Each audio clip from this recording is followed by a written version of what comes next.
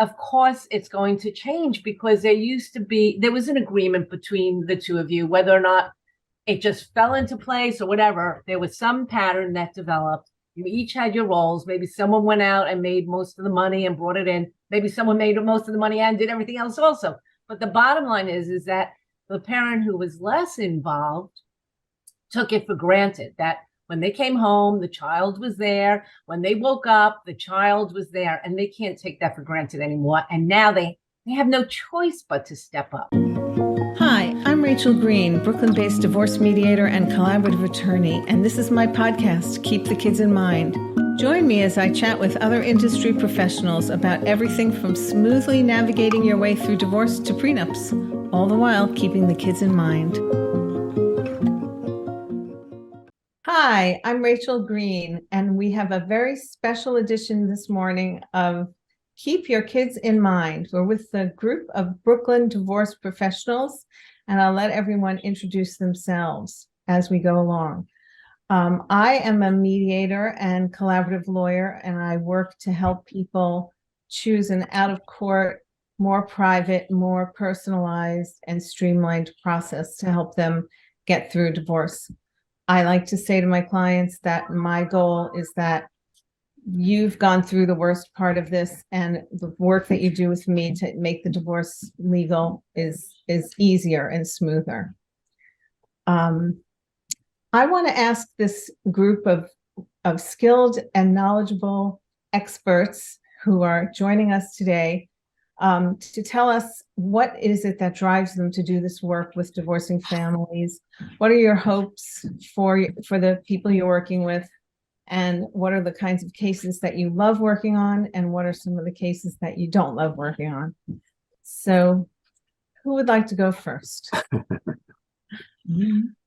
Well, if you don't mind, I'll go first if nobody else is Stephen. excited about it. Okay. Well, good morning. I'm Stephen Linker. I'm a forensic CPA.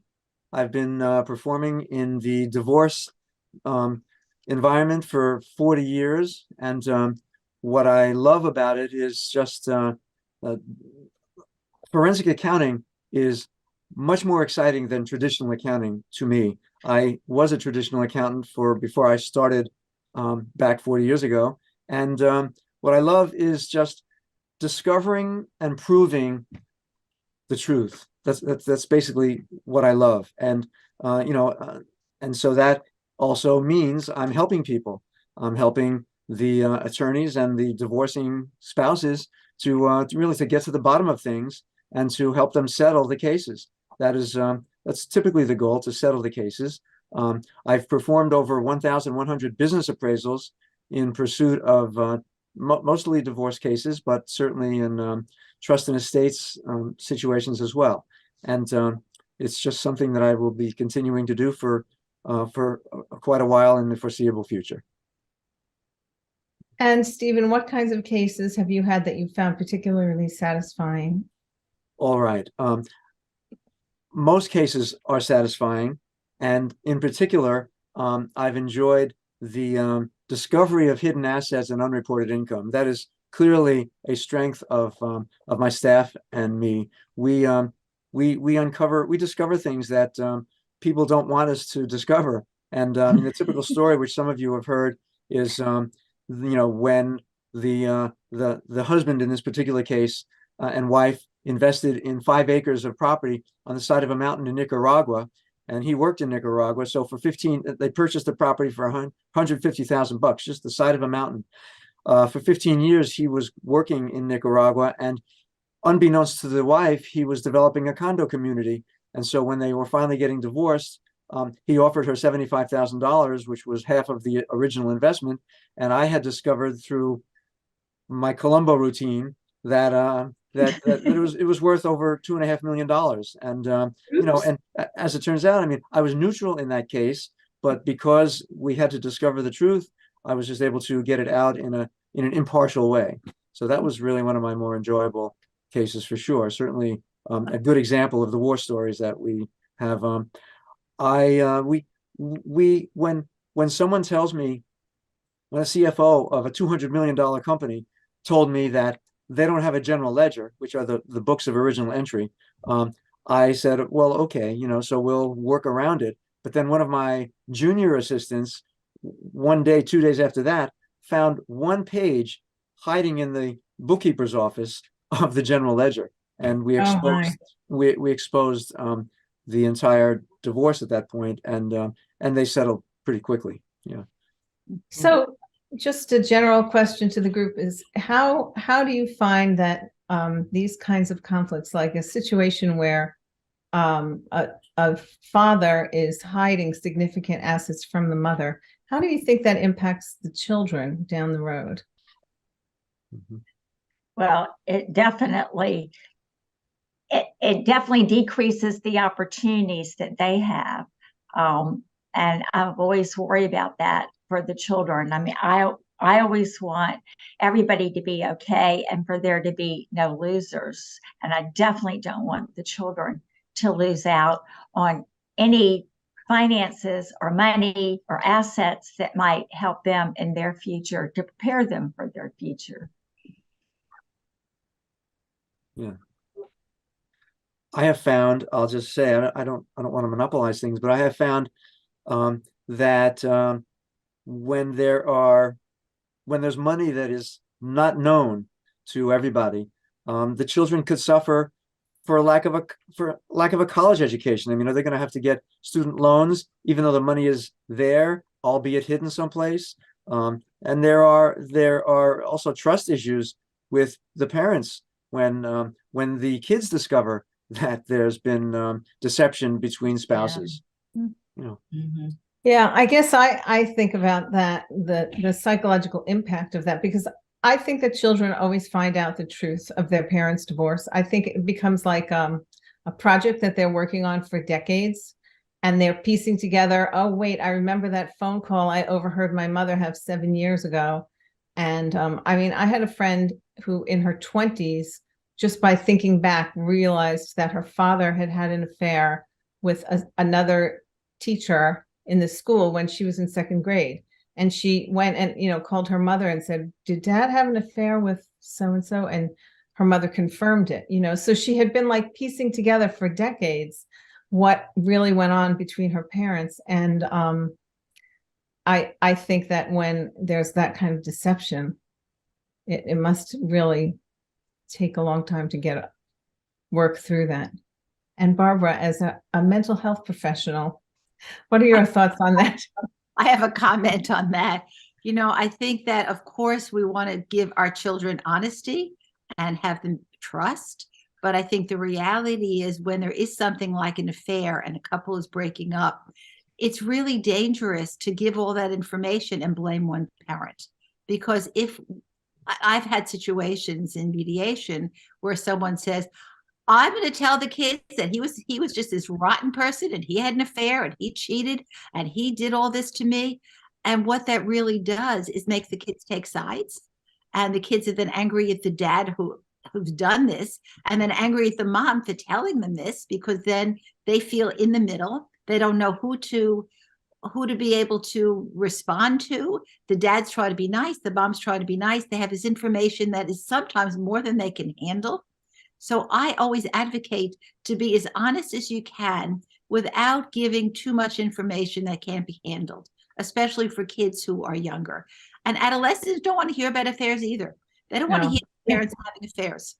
They don't want to hear that their parents have ever had sex, period. Exactly. So what you really want to do is try to find a neutral way that both of them can live with, to say something about the relationship didn't work out, and I try to help parents find words that work for them, that are honest enough where they can live with it without really having to give too much detail where one person is blamed. So the kids don't end up feeling in the middle. Barbara, what do you say though? I mean, I've had numerous clients who've said, well, I don't want to lie to my child. I want to be honest with them. I want to have an honest relationship with my 8-year-old. And they said, so they feel the need to say, well, your mother or your father, betrayed me. And that's the reason that you're going to have 2 houses now. Well, when I hear a parent say that, the first thing I'll do would be really empathize with that parent. Yes, you were lied to. You were betrayed. It's absolutely true. And he really or she really hurt you. There's no question about that. But the fact is, what do you think the impact will be on your child if your child hears this? How will your child feel? How will your child react? So I bring it back for the parent to think about the child's reaction and then help that parent get to a place of how could we be honest and say, Dad did some things that were hard. Mom did some things that were hard. Our relationship was difficult. I try to get words from them. I don't give them words. I say, tell me what would work for you. Tell me what you could say. So your child will come out okay. Yeah. So the idea is not to put your child in the middle and to be as honest as you can without giving your child too much information that'll be hurtful. It usually works. Sally?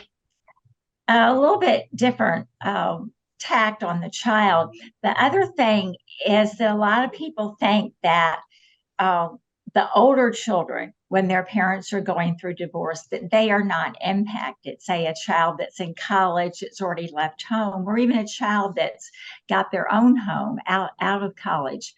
And those adult children that go through a divorce are just as impacted as the younger child. And there are more resources for the younger child.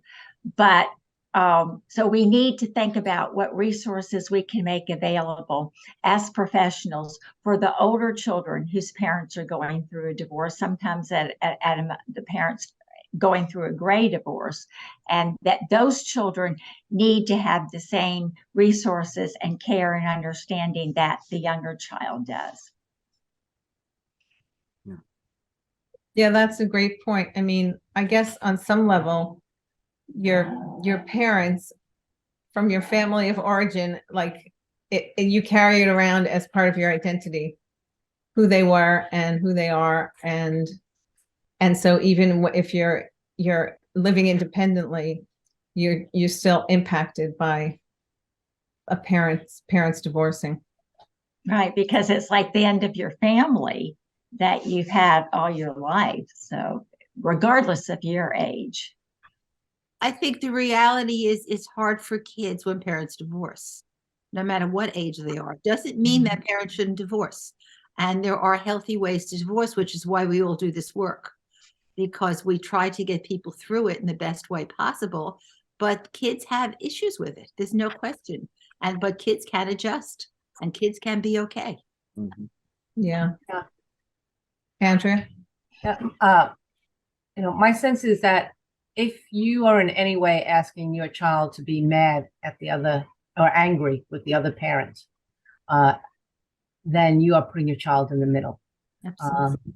And I try to encourage my clients that I work with to and let their children know that they're each doing the best they can and that it's between the two of them. And no matter how angry you might be at the other one, to not ask your child to be that angry too. That's what makes it so hard for, putting the child in the middle. And the younger child has many less, doesn't have the same cognitive abilities or emotional maturity to deal with it as the older child does. But the older child still has a lot of emotions around it and still can get caught in the middle. And it's a very difficult spot, no matter what your age is. As a child of divorced parents. My parents, in our 50s, when our parents still had 40 years of acrimony, me and my three siblings, it was very difficult for us, the pull between the two of them. But I used my mediation skills. I mediated them. They had lunch. They had coffee. They cried. They apologized. And, in the last 10 years of my father's life, because he passed away a couple of years ago, they actually were friendly with each other. And that made it a lot easier. I think that's a really good point, because I think when parents divorce, if they could be friendly, that's the goal. And that's what I often work on. And sometimes I share my own story, which I will share briefly. I had literally a kitchen table divorce. What my ex-husband and I sat down at the kitchen table, worked out the terms. We did joint custody very early on before it was popular. Our kids are now grown. I have grandchildren, and we brought up the kids half and half, discussed all the issues, remained friendly, are still friends, and we share holidays together now. Often we all did a big Thanksgiving together with both families. And I went to a grandparents' day in one of my kids' schools a couple of years ago together with my ex-husband. Nobody had any idea we were divorced for all these years because we were grandparents, and we came to grandparents' day because that's what we wanted to do. And the kids benefited from that. Both of my kids grew up okay. And they did that because the two of us got along. And so I feel like I come to this work very honestly, that I do it both professionally and personally, the importance of getting along with an ex. And I tell people that often, you have responsibility as parents. You chose to divorce, and that's okay. But your responsibility now is to get along well enough to be good co-parents so your kids can thrive. That's your job. Catherine? Hi. I have a similar experience to Barbara, where I was divorced years ago. I used the collaborative process. It was before I was a collaborative attorney. I was just a mediator back then. And I go on vacations with my ex-husband, and we have holidays together with the new spouses. So all of us integrated. We were just on a Zoom last night, a whole bunch of us walking in and out of that Zoom meeting, all the different boxes of all of us all over the country. And the children love it, and they know they can call mom, dad, other mom, other mom. They now have 3 moms and a dad at the moment, and it's working pretty well. And I have a couple right now, they're getting divorced, and she's getting remarried, and he's writing congratulations with emojis, and everyone's having an engagement party, and they're telling me, hurry, get her divorced because she's getting married again. And it's all really joyful and wonderful, especially for their child that they share. And then, there are other situations that are not as easy as that. But those are the cases that are heartwarming, and I'm happy to be a part of and encourage those people and really validate what they're doing and just saying, wow, how great for you guys, but how great for your children. And so I really want to tell them, I really always want to tell them what a good job they're doing, and hope them, when it all ends, that it's going to continue that way. And I never know what happens, but I always hope for the best for those families. Sally? Yeah, so I wanted to share my story about the child in the middle. But first, I wanted to say that I'm a financial specialist and do divorce financial planning. And the reason that what I love about the work is helping people become educated, the couple divorcing, both of them, become educated about the finances and tax impact of the divorce so that they can make an informed decision around the settlement agreement, because that is going to impact the children. And I came to want to do this work because of my own very first divorce way back in the early 1980s, when women were not as educated financially. And I saw the impact of that and how the children were impacted, particularly if that person did not go on and marry somebody else that could provide additional financial support. So that's my main reason for offering these services now, which I've been doing for about 3 years. But in my own divorce, my husband and I did not get along well at all. However, once we got divorced, and once we realized that our mission was to do the best for our daughter, our only child, we actually became friends again, started sharing holidays like everybody's described, and our whole focus was on providing her with the opportunities that we each could provide her with best. And we each respected each other's efforts in doing that. He provided some things, I provided other things. And so it was, and this was back in the 80s, so it was a lot harder because there was not co-parenting. He never missed a visitation. I respected him for that. And that really enabled us to do the best for her. And she has benefited from that. So your daughter was like your guiding light through the process, and it helped the two of you to realize that you were impacting this little soul. And Right. She was try 6 to- years old. Right? Yeah. Wow. Yeah. Andrea? Oh, well, I was just gonna add to just about my parents who 40 years later finally were able to be kind, or I mean, at least civil to each other, and then kind also. I'll never forget the first time me and my 4 siblings, we were all in our 50s when this happened, and we went out for dinner as a family, the 6 of us. It was so surreal, but I can't tell you how much we all were happy about it. So it's not too late is what I want to say. If anyone is listening who actually is realizing that, oh my God, I didn't realize the impact on my child. I have asked them to be angry at the other parents. It's not too late to switch gears. My parents did it after 40 years, and into our 50s, we appreciated it. So your child will know the difference. So do it. That's a great story, Andrea. I have one to add to it. I think we need to give good models that things are possible. There's I'm also a therapist as well as a mediator. And when I had somebody I worked with who hadn't talked to her father since she was 5 years old, and she was getting married, and she was really upset because she didn't know what to do about her father of the wedding, her mother of the wedding. How could this happen? Both parents were remarried. She saw them separately. They had never seen one another. And she decided, with encouragement, she decided to go to speak to her father, because he was the one who didn't want to see her mother, and say, I want you at my wedding.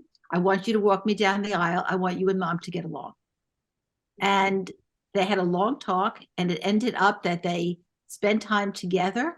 The 2 couples, the mom and dad and their spouses, spent time with this young woman before her wedding. They had a big engagement party together. They got married, and now she has a child, and all 4 grandparents are involved with the child, and everybody gets along. So it is a possible thing that it doesn't mean it can happen immediately with some families like yours, Andrea. And this young woman, when she was 5, she didn't talk to her father until she was 30, when she just before she got married.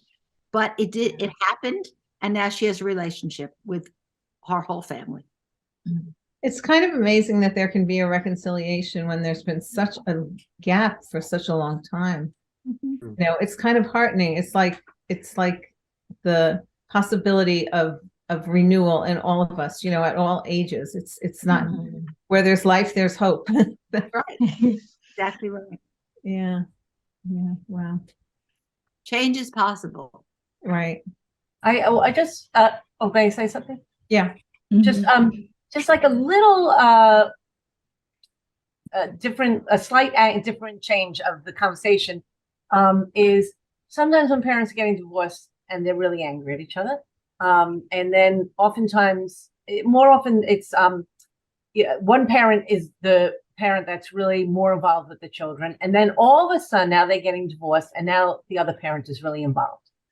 And you hear that a lot about, like, now that parent's involved. Like, where were they when I wanted them involved? But I had to change diapers and you didn't change a single diaper.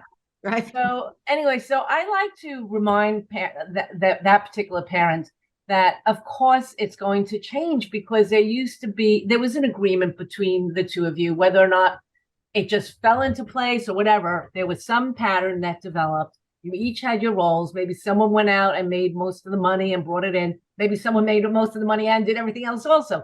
But the bottom line is that the parent who was less involved took it for granted that when they came home, the child was there. When they woke up, the child was there, and they can't take that for granted anymore. And now they have no choice but to step up. Whereas before, it was easy for them to not step up, so to speak. So that makes a difference. But rather than using it against that parent, this is where the theme is, the theme is still continuous with what we were talking about.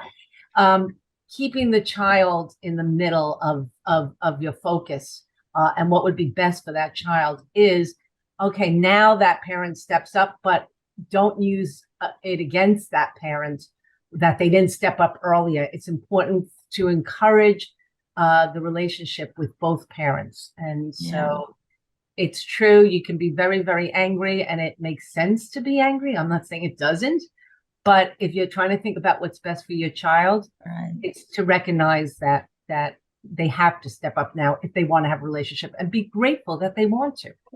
And say that that's a positive outcome of that's a positive thing coming out of the whole split, is now they're having two involved parents, two more. Right. That's better for the whole family. And the kid gets to have more of a relationship with both parents. And the other thing that I often remind is often the mom who did everything in the beginning. I often remind her, you're now going to have some free time to do some things that you might want to do that you haven't had the opportunity, because you've always said, I'm so busy doing everything. So this is your time. So it can work out well for everybody. Stephen? In my own divorce, my boys were 9 and 11 at the time, and it was very horrible, quite frankly. We actually told them on one of the Hanukkah nights way back then that we were going to be getting divorced, and they ran up to their room, and it was horrible. A few years later, when my ex-wife was remarried and when I was remarried, all of a sudden they had 8 grandparents at one point. It was remarkable, the resources and the fun that they could have being in so many different areas with the older folks. And it took several years for them to, let's just say, get over the divorce, but they did. And it worked out. So I mean, what I can say to divorcing spouses is that yes, it could be hard for a long time, and there may be a lot of anger from the children to the parents, but over time it could all work out. My oldest son actually and of course, in school they discover that their friends' parents are getting divorced, and my son, at the age of 17, still in high school, he actually became, let's just say, an unlicensed therapist to his peers whose parents were going through it, and he sat down with kids and explained, hey, it's not all that horrible once you get over the horror of it. So it's kind of interesting that kids do, they come back, they're good. Yeah, I had a couple who said, how can we keep our kids from being hurt or affected by the divorce? And I said, well, you can't. They're going to be affected by the divorce. I mean, it's going to be a major event in their lives, and they're going to have a before and an after, when they think back on their lives. But that doesn't mean that it's going to affect them negatively. You can do things to help them through it, to help them know that they're loved by both parents. I read an article a few years ago about the benefits. There are some benefits to children of divorce, and one of them is what we've been talking about, that a lot of times there's been one less involved parent who is, who really steps up, and they start to have strong relationships with both parents, because the less involved parent doesn't feel like the other parent's standing there waiting to criticize them. They have their parenting time, and they're alone with their kids. And they said that children of divorce tend to be a little more creative, because they've had to, they see simultaneously that there are different ways in their different households to do basic life things. At mom's house, we answer the phone if it rings during dinner. At dad's house, we don't. I mean, maybe that is an obsolete reference at this point now. Cell phones still ring. Yeah. Cell phones still Right, ring. that's true. That's true. They got 10 texts during dinner, right? Right. Right. Yeah. And that they're a little more creative, and they're a little more organized, because they have to organize their stuff and bring it back and forth. Right. So there are actually some strengths that children whose parents divorce come through. Right. So, yeah, Barbara. To add to that, when my daughter was in high school, she said to me one day, I've met some kids who say their parents don't care about them. And I was kind of a little shocked, because she said, I spent so much time with you and so much time with dad, and all you want is more time with me, because I feel like I want some time by myself. But you always say to me, I only see you half the time, so I want you. And it was very funny, because it was really true. And I hear this from clients of mine, that because they only have their children half time, they devote more time and attention. And when parents are together, you take for granted that your kids are always there. So I think one of the benefits, when you talk about a benefit of a divorced household, is parents pay more attention to their kids because they don't see them all the time. And they're also not as tired because they don't do the work all the time. Right. So that really is helpful. Interesting. Well, I thank you all for your participation today. We're doing this in 2 parts. So I think this is a good place to end part 1. And if you're enjoying the conversation, please join us for part 2. This has been Keep the Kids in Mind, and thanks for listening.